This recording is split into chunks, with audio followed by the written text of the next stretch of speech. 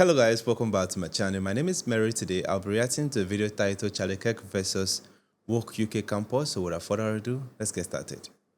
Venezuela is in total darkness. People are starving, and it's evil to take other people's money and property away. Capitalism has lifted billions of people out of poverty. Modern medical advancements. Indenture people and make them do stuff for like. Well, I think we're talking about two different things. Free market capitalism is really what you see around a lot of the Western world, where we have transportation advancements, life expectancy expanding, more people have more food than ever before. We have an obesity problem in the West, not a poverty problem. Mostly because of self-selected choices, not because of the prosperity or the abundance. The industry is sorry, this is exactly what I'm Can you potentially going to die from industrial decisions made by free market capitalists. I'm sorry. Can you give me a specific example of that? Plastic production, like throwaway plastic. Sorry, I've been reading a lot about that recently, so that's the example that stays in mind. We have a continent, or rather a country, 3 times south of France, of plastic waste in the Pacific Ocean, which is constantly deteriorating, constantly killing people. We have, you're talking about the food revolution. The food revolution hasn't been a revolution in the quality of food, it's been a general degrading of quality of vegetables, lack of nutrition. I mean, I don't necessarily think the socialism is a system in the sense that, like, you know, a lot of socialist countries were Very repressive and authoritarian. They weren't actually socialist in the sense that everyone had equal chances. It was like a certain party came to power and then monopolized. Do you think socialism has ever worked? I mean, I'm French, so I'm from a social country. If I would say France is pretty screwed up right now, though, isn't it? They got yellow vest protests. Screwed up because Emmanuel Macron is putting in neoliberal. I mean, 30 years after the UK and America, he's putting in neoliberal reforms. So he's not left enough, you think? Macron's not left in the slightest. Wow. Okay. Macron's not left at all. Wow. Macron country is the ESS, which is the solidarity and wealth. Yeah, you and I have such different worldviews. It's good to express them, but for example, in France, it seems as if there's very, very overly abundant social welfare programs that shouldn't exist. Yeah. Right.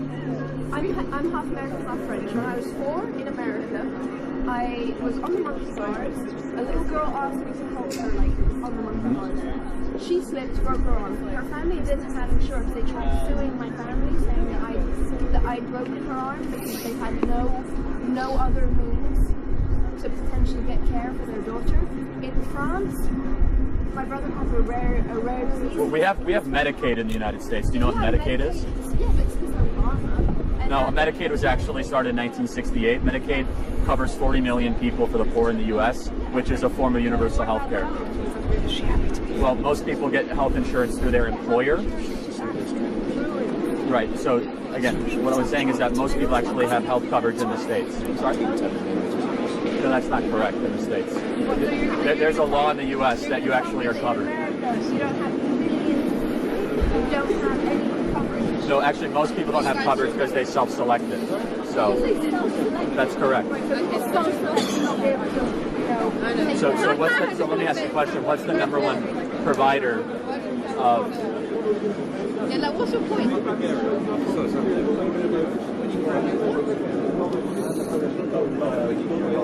To him, I don't know. Also, I think. What do you do? Basically, in short, what do you do? Like, it's Monday morning, for Christ's sake. Also, you can't And stick like SOAS. Why would you come to SOAS on Monday morning? Okay, it is. I can't tell. Does anyone want to, like, I don't understand. Yeah, thank you. I'm gonna get aggressive. Oh, yeah, you're What kind of conversation was that? I didn't see no speech then when you were pushing just like this. Yeah, staff's face. That was really nice. like, I understand the rationality and, like, that's fine, but, like, it's like, anyway.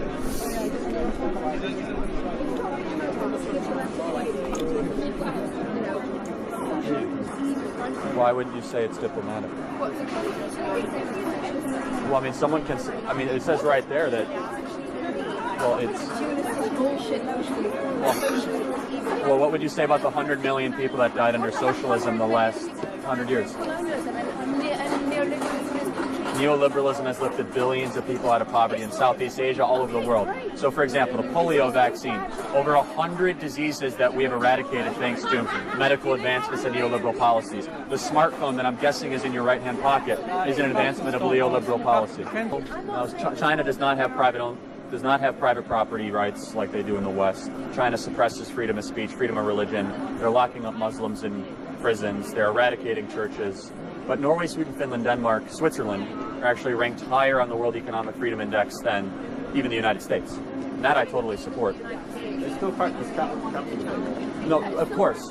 So if that's not socialist at all. They have some generous social welfare programs. There are nuances. Well, no, I would say Norway, Sweden, Finland, Denmark have some overly generous social welfare programs that they can afford because they have 8 million people, which I reject. That's the part I don't. I reject social welfare programs, absolutely. That's a role for the family, the church, local communities. Yes.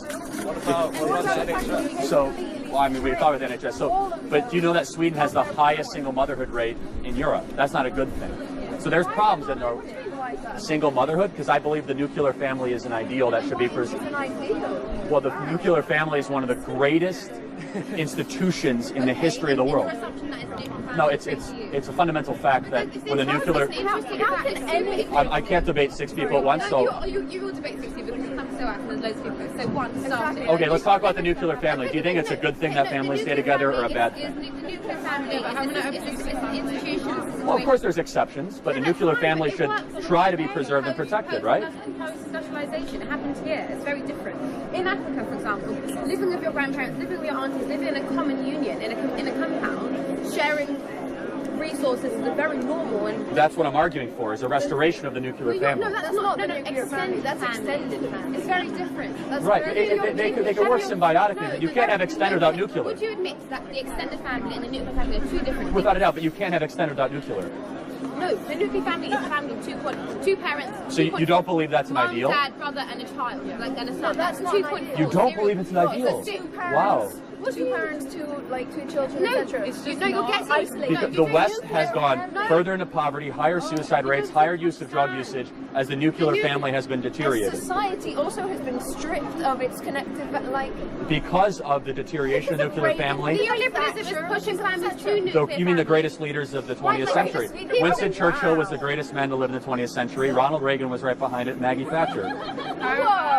Okay. We're all living freer, more prosperous lives. Let's don't laugh at the weird man that's come from so prove me wrong. Prove me wrong why Winston Churchill was not the greatest man to live in the 20th century. I mean, he was the war prime minister. It's completely different. You mean the war prime minister that defeated the Nazis, that pushed back neo-fascism in Europe, that unified London against the greatest evil of our time? You're talking about the war Winston Churchill defeating the Nazis. There was also millions of Indians who were recruited in that war. And then after the war, what did Winston Churchill do? Well, he was actually kicked out because the British people, they like strength and courage during World War II, they don't like strength and courage after. Don't touch the question.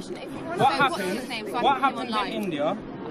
What happened You'll have to enlighten me now. Paul as well. As a result of Churchill restricting rations, restricting supplies that had been donated by India back to India, there was mass famine. Hundreds of thousands, millions of people died as a result of Winston Churchill giving no fucks about the common humanity of goodness versus evil. Do you think Neville Chamberlain or Winston Churchill was a better leader? Do you have an Instagram so I can put you on Twitter? Please, at Charlie Kirk 1776, the greatest year of the last 300 years. The year that Adam Smith wrote The Inquiry into the Wealth of Nations and the Declaration of Independence was written. A great commonality between our 2 decent societies. Adam Smith was one of the greatest thinkers and discoverers in human history. Okay, good, we agree. So, anyway, I don't know what happened to my... I'm sorry? I don't know if you've read, I've read Marx and Engels, I've read... Have you read Adam Smith? Yeah, so an inquiry into the cause of the wealth of nations, I have, yes. Right. So where he observes the invisible hand, observes people that... So you know that the invisible hand is like a physical hand, right? Like. Oh, no, I actually understand it's a metaphor. So he actually didn't create anything, he discovered it. So we all operate in markets one way or the other. No, I know, and I'm quite familiar. So I'm wondering if you read the chapters where he talks about Confucianism and how socialism is actually quite good to like keep two societies together. Like it's a fascinating. So he talks about voluntary constructs that are created in communities, not government coercion. Two totally different things. No, he does. He never advocates for coercive government intervention. He never talks about high taxation or regulation or price gouging, things that the left talks about. Well, can you reference what part of the inquiry into the cause of wealth of nations he talks about? Well, because it doesn't exist. Right. So Adam Smith discovered free market capitalism in the modern era. He didn't create anything. Where Marxism and communism was created by people that wanted to really create power. Where are you from? I'm literally curious. America, Chicago. You're from Chicago. So where? Like, you guys are pretty much Northwest suburbs area.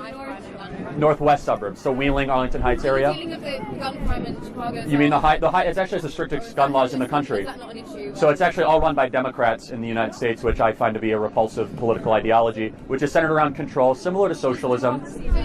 Well, no, there's a difference. Actually, I'm a huge supporter of democratic means of electing individuals under a constitutional republic. But democracy in general actually is something that is an overused term that I don't believe in the tyranny of the majority. Just because 50% of people believe something doesn't mean it's true. What about voter suppression? Do you think that it should be? No, it's a total myth and lie. I believe you should be alive to vote. You have to be a U.S. citizen and have an ID to vote.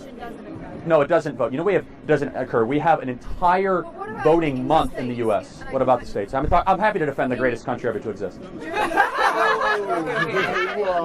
What's a better country? Can you name one? What's a better country than the U.S.?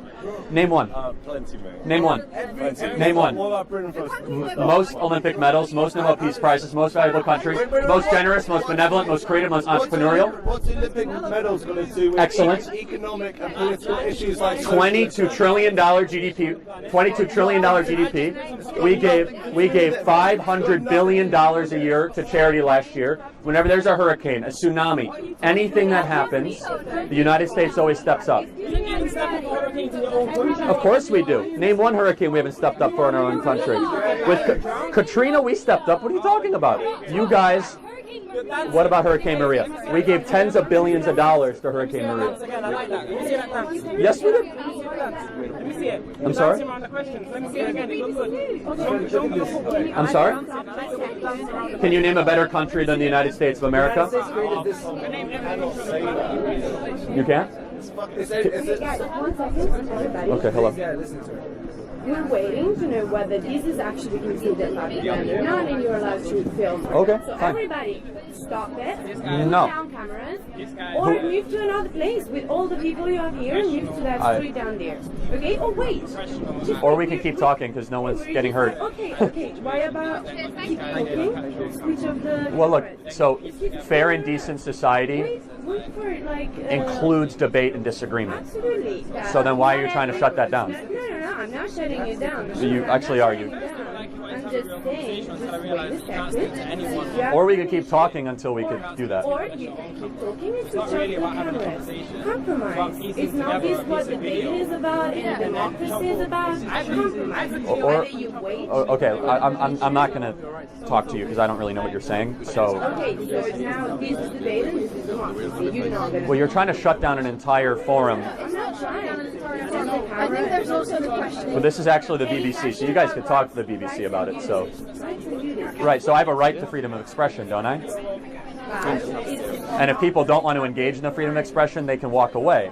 So that's a voluntary transaction of a conversation. I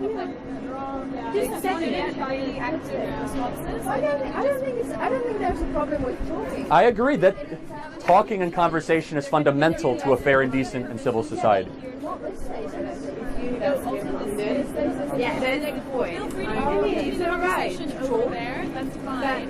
Cameras then maybe not in this place. It's like the human rights to this democracy. That's what it's about. Okay. Okay. What's your pet? He served in the Royal Marine Association. He's a friend of mine. I mean, why also? Sorry, again. No, it's okay. How can you decide that country is like the best country? something, like what are your... By every standard possible.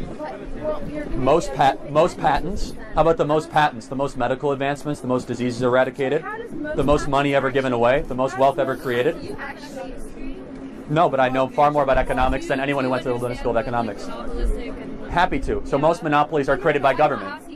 Sure. Yes, but I do understand Keynes. I understand all that horrible economic theory. Yeah, the government is the ultimate monopoly, right? How is it not? Government has a monopoly on power. No. Let me ask a question. So if Sure. you understand this monopolistic economic structure, then how can you say that patents create incentives, They do actually. I think patent law should be mostly de-emphasized. Why do you think that price setting? No, I think patents should be about a year or 2 years, not 30 or 40 years. Right, So so that's. you do believe in kind of making sure that a patent doesn't get So evergreen. who issues a patent? Who issues a patent?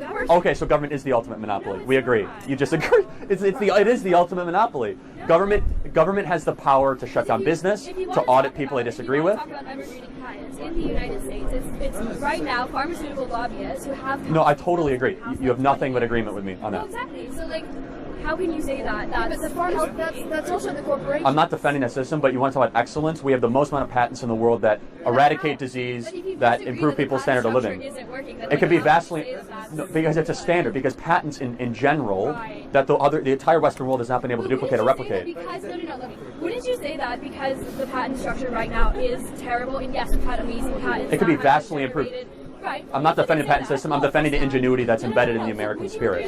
If the patent system had been different, say 20, 30 years ago, we'd have even more. Totally, yes, absolutely. So America's the greatest country ever to exist, but it could be even better. We're not a perfect country, but I'm gonna say it louder. America is the greatest country ever to exist. Prove me wrong. Nagasaki, Fallujah, Syria. Great does not mean perfect. Wait, how about World War II, pushing back the Nazis, Normandy Beach, reclaiming Berlin, World War II until the very end when it was. the very end? You mean when over 300,000 Americans died in the European theater and you're trying to diminish the sacrifice of the boys of Iowa and Ohio and Pennsylvania? This is a public property, and we proof. Show us the proof, Sam. Bring me proof.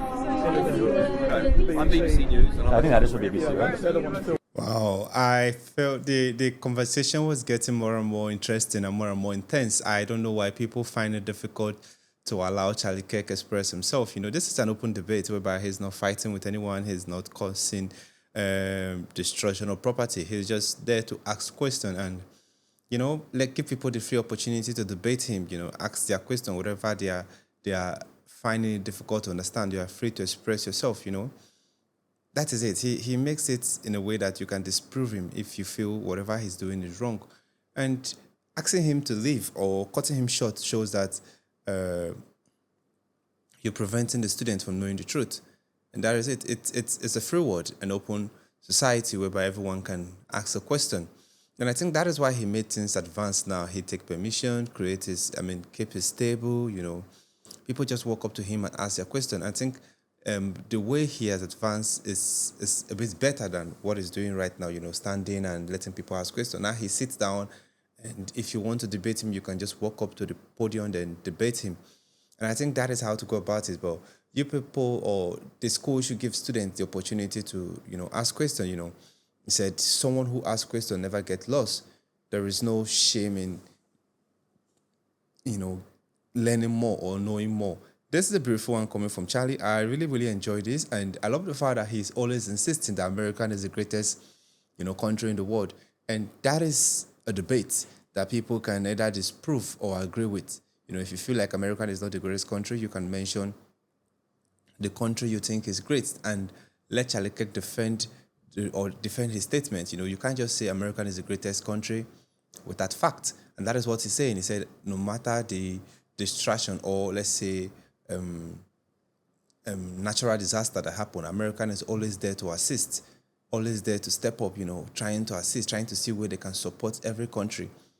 And I think that is why Charlie says America is the greatest country, because they're always there. They're giving out their best, when it comes to funds, they're always supporting, trying to make sure that everyone is living a comfortable life. There's a beautiful one coming from Charlie Kirk. I enjoy this, and I would always stand and support open market system, because that is a system that I believe that work, whereby everyone is allowed to to create, to produce, to be their best form.